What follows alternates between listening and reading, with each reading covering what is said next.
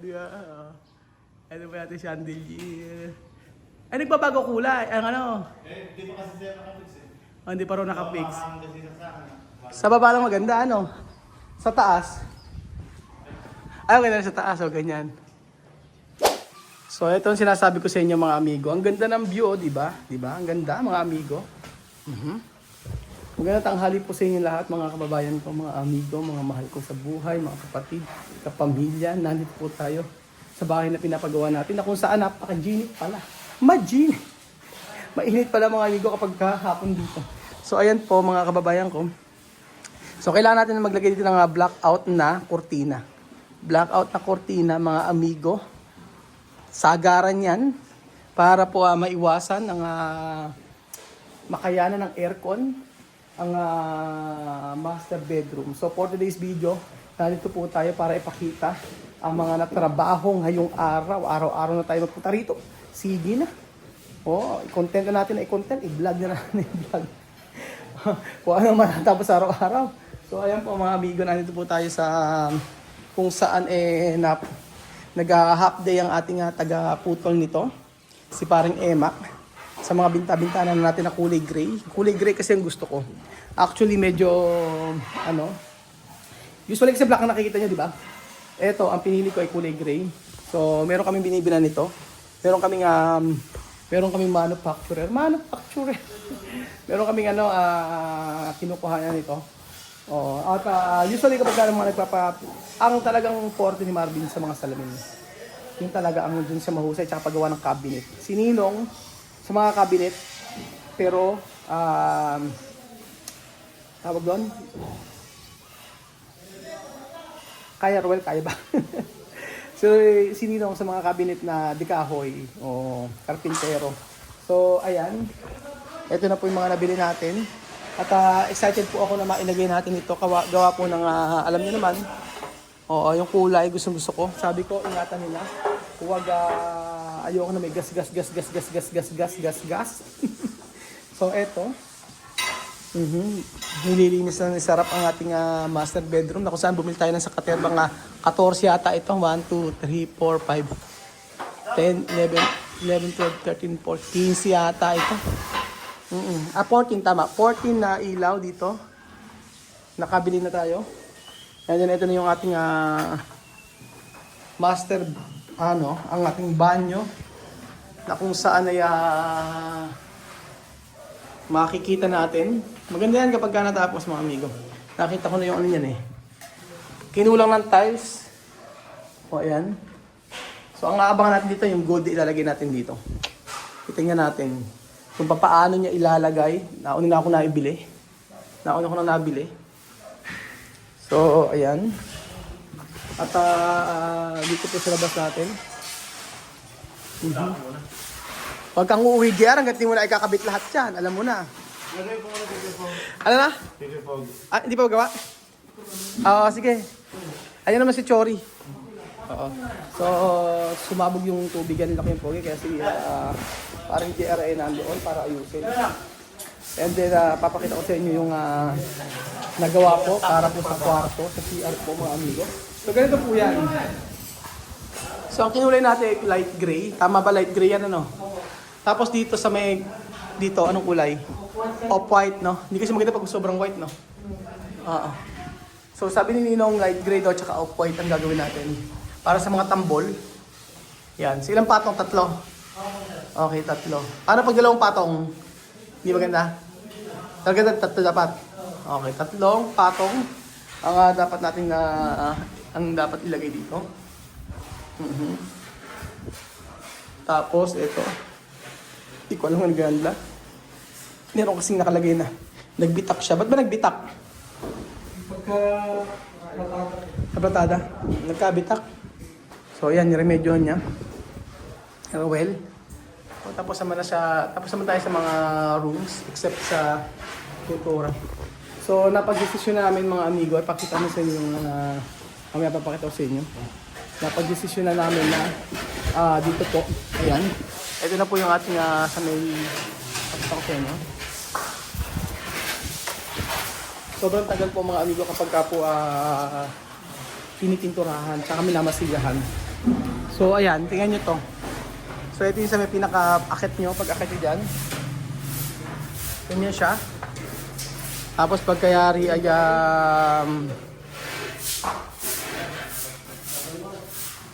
nagkaroon ng tambol sa dulo. Oh, okay, maganda yung nagawang ano. So maglalagay tayo ng ilaw dito. Ang ganda, naisip niya. Hindi ko na ina-expect na yun ang gagawin nila actually. Ngayon ko na napansin. So namigay tayo ng tambol. So magkakaroon tayo ng ilaw dito pa ikot. Oh, di ba ang ganda? Sa halip na ang ilaw ay sa loob, sa labas niya inano. Oh, sa labas niya ay ilalagay yung mga ilaw. So, ayan, ganda. Ayan pa mga amigo. So, ang nakikita ko po mga amigo tulad dito. Ayan, ang ganda rin po, di ba? Andito lagi ko dito, sa halip na dapat po ang lalagay dito ay ganito lang. Hard reflex. Sabi ko nyo, ang tagal. Baka pa pwedeng ano pa itong pabili. Gawin doon ng PVC. So ito, gagawin namin PVC yan. Kagaya nito. Diretso na. Wala nang pintura kasi pag pintura pa, ako. Yung pagpipintura po dito sa Magic ay halos umabot 1 linggo. Sa sobrang, sa sobrang tagal magpapintura. Kasi minamasil na, tapos ulit-ulit, tapos pag ginagrinder pa. So eto, sige. Okay na yan na matagal. Sabihin natin 1 week yan. Patapos, next week uli. Pero itong part na to, ayan. Ang gagawin natin dito ay PVC na. So eto, matagal din to, pambihira. Grabe. Natuto na ako. Ang gagawin ko ngayon mga amigo ay fluted panel sa ilalim po, sa baba sa mga kwarto. Ayan, ganyan ang gagawin ko pero kumpleto siya. So maglalagay tayo ng ganito. Ng hardiplex pero fluted panel lagay natin dito sa mga kwarto sa baba mga amigo para matapos na mabili. Matagal. So guys, dito yan, medyo matagal-tagal din yan. So nararamdaman ko baka may matapos na. Huwag naman sana umabot ng June. Diba? Panalo sa trabaho. So, handa na po ba kayo makita yung chandelier na pinapagawa natin, pinalalagay natin. So, mamaya bibitinin ko muna. Bibitinin ko muna sa inyo kung ano yung chandelier na maghapon nilang kinabit. Mula kahapon ng hapon hanggang ngayon, maghapon po na ano. So, ang gagawin dito ay magkakaroon ng tambol. Hindi ko mag-gets kung ano yung tambol na sinasabi. Tapos sila ay, ayan. O, ayan, tatrabaho pa rin sila sa baba. Nilinis na. At pauwi na. At dito naman po ay, siyempre. Ayan, nagpaplatada. At papakita ko sa inyo sa likod mga amigo. Sa likod naman, makikita ninyo ang pagbuhos nila. O, nairaos nila yung ano dito. O. Yung, nairaos nila mga amigo ang bakod sa likod. So, bukas, magbubuhos sila uli. So, 1, 2, 3, 4. 4 na beses magbubuhos. 5. Ayan, sakto na yan. O, diba? So, nasabi ko nga po sila na iraos natin ang nairaos natin yung pagbabakod sa likuran. Paikot yan. So, latado na lang. Sabi ko kanina, latado daw, kung hadong kapalan. Para mabilis. Sabi niya, sir, bakit pintasan tayo kapag ginanuhan. Nagdapuro ka po sa tuya rapon. Kasi na po mga amigo, ang text na. Gusto ko na matapos ko kasi marami kami mga project ng mga susunod. Nagagawin. So, sabi ko, para yung mga tauhan dito, ay mailipat na sa ibang site. Pag tapos, kaso finishing, napakatagal ng finishing. So, ganun po mga amigo. Pero sobrang laki kasi. Sa totoo lang. Gusto ko itong part na to mga amigo. Ayan. Ayan, gusto ko yan. O, diba? Tapos meron naka pin light. Ang tawag sa light na yan? Ang tawag sa ilaw na yan? Ang tawag sa ilaw na yan? Spotlight. O yan, spotlight. Yung spotlight na yan mga amigo, iaasog namin yan. Tapos ito, makita mo mga bato-bato yan. So may ilaw yan, may effect yan. Kaya may ganyan yan. So, ganun po mga amigo. At unti-unti matatapos ito. Huwag tayong mainit. Sabi nga nino, huwag tayong mainit. So, handa na ba kayo mga amigo makita yung ating chandelier? Gusto niyo po bang makita? Ako lang yata. Sabi nga sa anak ko. Pas ako kapag yung pinapagawa yung bahay. Saka kapag nagkukwento. Pambihirang pati. Huwag naman ganun. Huwag na rin kayo. Paminsan-minsan lang. Ano ba naman yung 15 minutes sa video? Panoorin nyo na. So ayan po mga amigo, ito na po pinapakita ko na po sa inyo ang napakagandang chandelier. 1, 2, 3, 4. Taran! I'm gonna swing from the chandelier, from the chandelier. Abay sumigaw. Nagpunta kami ng nagtuuli ko sa ibang bansa, sasabihin nyo yun. Welcome to Singapore! Pwede nang sumigaw! Ayan mga amigo. Ayan na yung chandelier. Ang ganda mga amigo. So imagine ito, PVC. Ayan. So ito na po yung ating chandelier. Tapos PVC rin yung sa kabila. Ayan, ganyan din siya. So ito na yung ating chandelier. Di ba naka-LL? Naka-LL po tayo mga amigo. Nakaluwag-luwag. Ang ganda mga amigo. Bay, nagkamali pa eh. Ayan na po yung chandelier natin mga amigo. Sino ho ba ang nagagandahan? Ayan, nagkamali pa kasi yung nasa ilalim na yan. Ayan, yung nasa ilalim, pakita ko sa inyo. Ayan, yung nasa ilalim na yan, mali ang lagay. Mga malalaki po, malilit yung nailagay, dapat yan malalaki. So, ayan po siya. Ganyan ang kalalabasan niya. Oh, di ba mga amigo, ang ganda. Ganyan po siya. Para na po kayong nasa may ballroom dance, nasa ballroom ballroom. Hindi ko masabi. Ano po nasa may ospital. Nasa simbahan. Ayan, pero ako, yun ang kasi ang bet ko, yun ang gusto namin na ilagay. Ang napakagandang chandelier na hanggang baba mga amigo. Ganyan siya. Oh, ayan, diba? At syempre, pagka pinaandar mo yan, oh, ayan, di ba? So, nawa ay nagandahan yung iba. Kung hindi kayo nagandahan, okay lang. Kanya-kanya tayo ng gusto. Pero yun ang mga usong-usong mga ilaw-ilaw ngayon, mga amigo. Yung mga ganyan. So, pagandahan ng finishing mga amigo. Kanya-kanyang trick. So, gusto kong makita ninyo. Alam, dito muna ako sa part na to para makita nyo ang pinakasulok-sulok. Ayan, hindi pa lang ako mapupunta sa Kilabawkan. Yun! Pumunta ako. Ayan. So, ang kaya labasan yan, ganyan pa mga amigo. O, ayan. Ano yun? Ayan.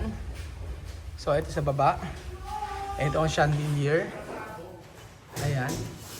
Sa baba ito ang chandelier.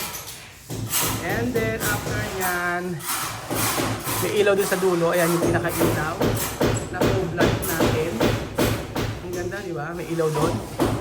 Tapos, pagkayari, ay PVC rito. Paikot. Tapos, may salamin dyan. So, hayaan po, mga amigo. So, sa baba, papakita ko sa inyo kung ano maging itsura nito. Okay? Wait nyo kung anong kakatapusan dito sabay. Hiningal ako agad. Pakita ko sa inyo sa baba. Anong itsura. Ayan. So sa may side na to, ganyan siya. Ayan, sa para makita ninyo ang tapusan ng lahat. May bumabaril-baril doon. Sumasakit ang ano. At si Kuya Jera nagpapakitang gilas. Ano size ng sapatos mo? Yun! Ganun sa Ano size? 44. 44 sa ano? Size 8, 9? Ay, patay. Paano yung pipili ka dyan sa bahay? Mukhang pwede. Kung pwede pang basketball. Size 9. Nako. Tara, tatawag pa nga dyan. Hindi, mali ka. Tapos mag-overtime ako hanggang alas 7. Ganun. Ayun, mga pagtatripan natin. Marami. Sira sa bahay, makapamilin eh. Nako, ba't nanimili ka? Pwede. Nagagalit. Nagagalit. Yung mga pagtatripan natin na gusto kong bigyan na ano. Ayan po mga amigo. Pinatapos natin, makapakita ko sa inyo kung ano nga nangyari. Teka, napapost muna nga ako. Okay, post. Ayan, post tayo, post. Ayan po. Malapit na. So lahat po ay nag-overtime. Overtime na walang kapalit. Di ba? Ayan po, pakita ko sa inyo. Ayun, charan! O, di ba? Ano ba natin chandelier? Ay, nagbabago kulay. Ang ano? Di ba kasi siya nakapix eh? Hindi pa rin nakapix. Ang kasi sa akin. Sa baba lang maganda, ano? Sa taas. Ay, okay na sa taas. O, ganyan. O, di ba? Ang ganda. Ganda! Husay. Mga tahimik sila doon. Mga nag-overtime. Ayan pa mga amigo, di ba? Ang ganda po. O, meron pang ilaw dito. May spotlight pa rito. Ayan. Ang ilaw sa bahay ni Kuya.